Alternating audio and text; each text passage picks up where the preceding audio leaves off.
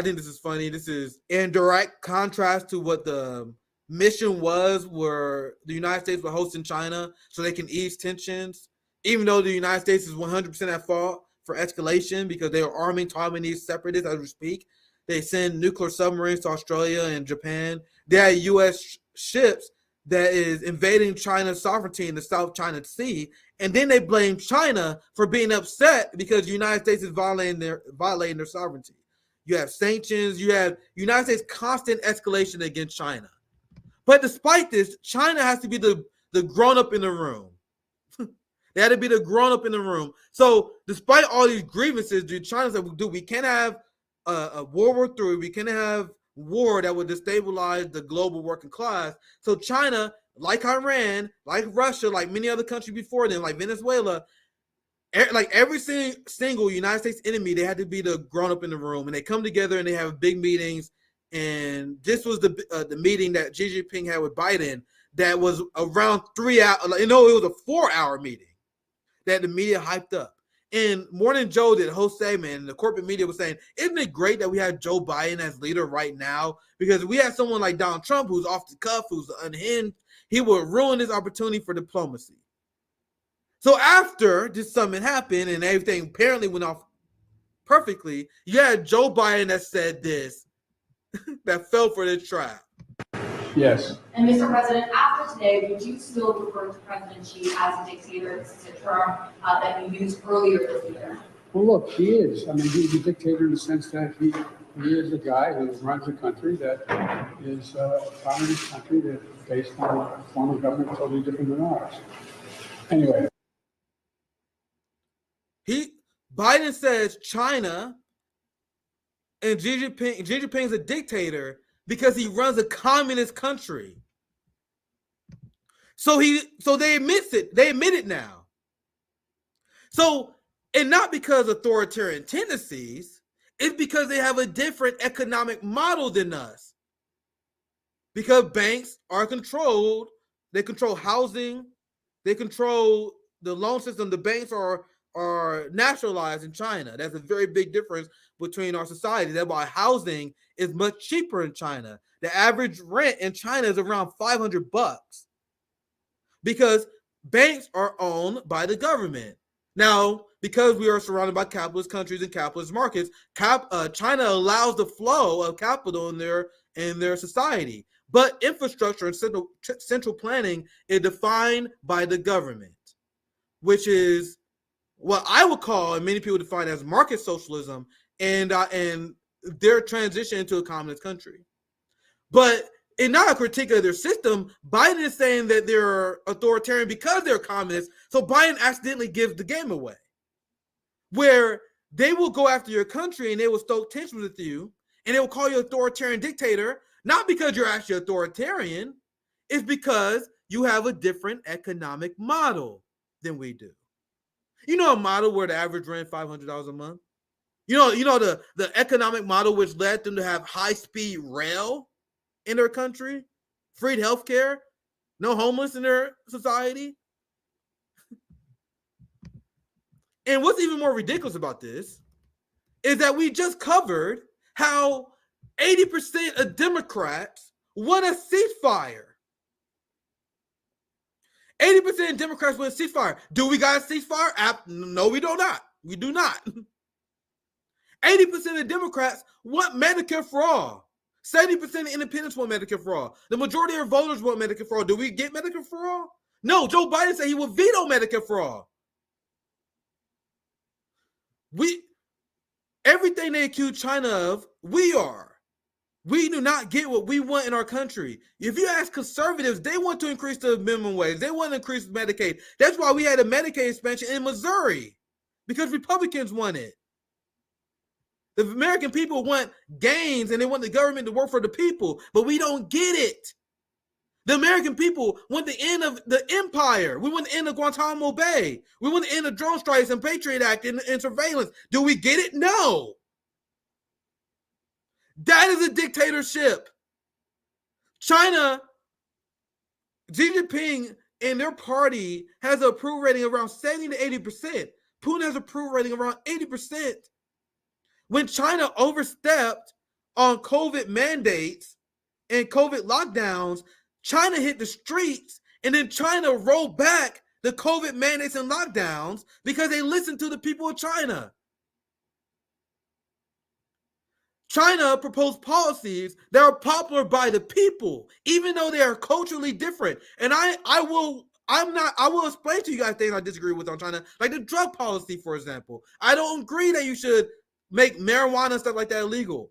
But Chinese culture is different. So they got the policy that reflect their culture. They are anti-drug because their society was destroyed by the Opium Wars. The Chinese people, their society was destroyed by the British importing drugs into the society, which led to a culture where they're anti-drug. Now, in Marxism, we all know, and it's explained through Marxism, that socialism and communism come about through the different cultural struggles that people go through. So this cultural struggle that Chinese people went through, where drugs was a weapon of the empire, it led their culture and society to be anti-drug. So they got the will of the people and they banned drugs. Meanwhile, in the United States, we are a country that loves drugs. We love some fucking drugs. They're trying to ban alcohol in the 20s. And then that led to fucking the rise of Al Capone and the mob. So they realized it was a mistake. So then they banned marijuana, cocaine, and a ton of other drugs that Americans love. And they created a prison industrial complex because our government created a law that was out of lockstep with our culture. So even though I disagree with the Chinese drug law, you got to notice how the Chinese drug law is in lockstep with their culture. That's why, despite the fact that China has 1.3, 1.4 billion people, however much it is, they imprison less people than we do. The reason why they imprison less people than we do is because Chinese people are their culture is in compliance with the law. There's no conflict. So China does not have to lock many people up for drugs because Chinese people are not using drugs like that. Meanwhile, in the United States, the prison population explodes because our culture is out of lockstep with the law. That is the definition, and that is what it means to be authoritarian. You guys understand? So when they say socialism and communism lead to authoritarianism, capitalists are wrong. There is no more democratic system than socialism and communism, and communism, than when workers own the means of production, when capitalists do not control the policies. In the United States, we don't get the policies we want because capitalists control the politicians. They control the means of production. So the best way to get democracy is when we control the means of production. That will happen in Cuba. That will happen in China. That's why their policy is reflective of their culture. Do you guys enjoy that lecture? I'll spare you guys. But that's why it's absurd for Biden to call Xi Jinping a dictator. And they will say, well, haven't Xi Jinping, this is the last argument I'm going to destroy. They will say, Xi Jinping, he's been in charge for 12 years. He must be a dictator. Our society, we are not authoritarians, and we don't have dictators because we have term limits. Oh, you sweet summer child. Tell me more about your term limits. Where Dianne Feinstein was a senator until her brain literally stopped working. California was stuck with Dianne Feinstein for decades. Nancy Pelosi for decades. Chuck Schumer for decades. Mitch McConnell, one of the most hated politicians of all time, Kentucky or wherever the fuck, was stuck with him for decades. Way longer than Xi Jinping and Putin been in power. You want to know why? Because under the capitalist mode of production, capitalists control elections. So you can predict who wins the American election around a 95% clip based on who raises the most money. Meaning that this illusion of democracy that you had, these illusions of term limits, means nothing. And you're like, well, at least the president goes every 8 years. Does he? Does he? Does he? Because there's something called cabinet. There's something called the Pentagon. There's something called the permanent state. Now, the right wing has bastardized what the deep state actually is because they think the deep state is just people fucking, the government hates Trump, so we're going after Trump. No, the permanent state, as leftists been defining, is the unelected bureaucrats that we can't get rid of, like Antony Blinken, who's been in government for decades. How do we get Antony Blinken out of government? How do we get, my question for you is, if you think the United States is not a dictatorship and we are a democracy instead of an authoritarian country, how do we get rid of Tandon? Based on the premise of democracy, we denied Tandon a position in government when we voted against Hillary Clinton not once but twice. Tandon was a campaign manager, worked very closely with Hillary Clinton. So when we voted against Hillary Clinton, by extension, we voted against Tandon, didn't we? Notice how Tandon is the domestic White House chief for Joe Biden right now? I thought we voted against her. You notice how the United States is filled with swamp monsters who we can't get rid of? Like Mike Pompeo, John Bolton. These are the people that Donald Trump hired. But he's talking about how he drained the swamp. That's the deep state, fam. What's popping, Rome? My homie. This is a Friday lecture with Dr. Nick. Hope you guys enjoyed. I'm not that arrogant. But I can wrap this. Because this segment wasn't supposed to be that long, so I'll wrap it here. Hopefully you guys enjoyed the lecture over the capitalist contradictions about authoritarianism, socialism, who's a dictator, who's not a dictator. Your term limits in this country means absolutely nothing. Absolutely nothing. Americans don't get the policies they want. It is the exact opposite. Everything they say about China is the United States. Like everything Israel said about Hamas is a projection. This was such a blunder on behalf of Biden because the liberal messaging behind this was, thank God that we have Joe Biden as president instead of Donald Trump. Because Donald Trump is so off the cuff, he could never handle high pressure diplomacy situations like this. Meanwhile, Joe Biden, as we stated, is exactly like Donald Trump. Because everything they claim about Donald Trump, how Donald Trump alienated our allies, how Donald Trump make it look like an ass on the world stage, applies to Biden. So watch Joe Biden completely throw away that narrative that Democrats been spinning immediately, and Antony Blinken knows it. So this is Antony Blinken reacting to Biden calling Xi a dictator because they realize how fucked that is. Let me get the audio up. You still refer to President Xi as a dictator. This is a term that you used earlier this year. Well, look, he is. I mean, he's a dictator in the sense that he is a guy who runs a country that is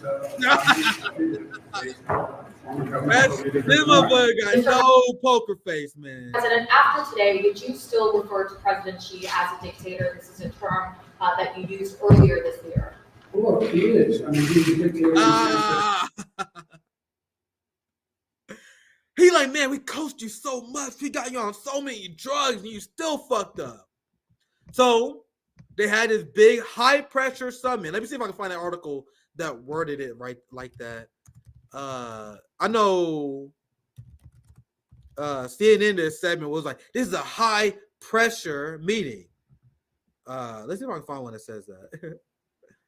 Oh well, not a big deal. But you guys see China is very upset about this. So the narrative that Biden is much better to handle stuff like this than Trump just got destroyed. So now China strongly opposes Biden's dictator remark. The statement is extremely wrong and irresponsible political manipulation. I don't got time to show you guys this. I know you guys probably don't care anyway. Because Morning Joe, when they covered this, Joe Scarborough like, yeah, when Biden called Xi a dictator, China was like, hell yeah, we are. JinPing wears it as a badge of honor. That's the messaging that comes from liberals and MSNBC. So if you're a dictator like they claim, wouldn't JinPing and China own it? No. China is very upset, and the entire premise of this meeting was just thrown out. Biden ruined it because he is a dementia-ridden, broken-brain idiot who is everything that they said Donald Trump was.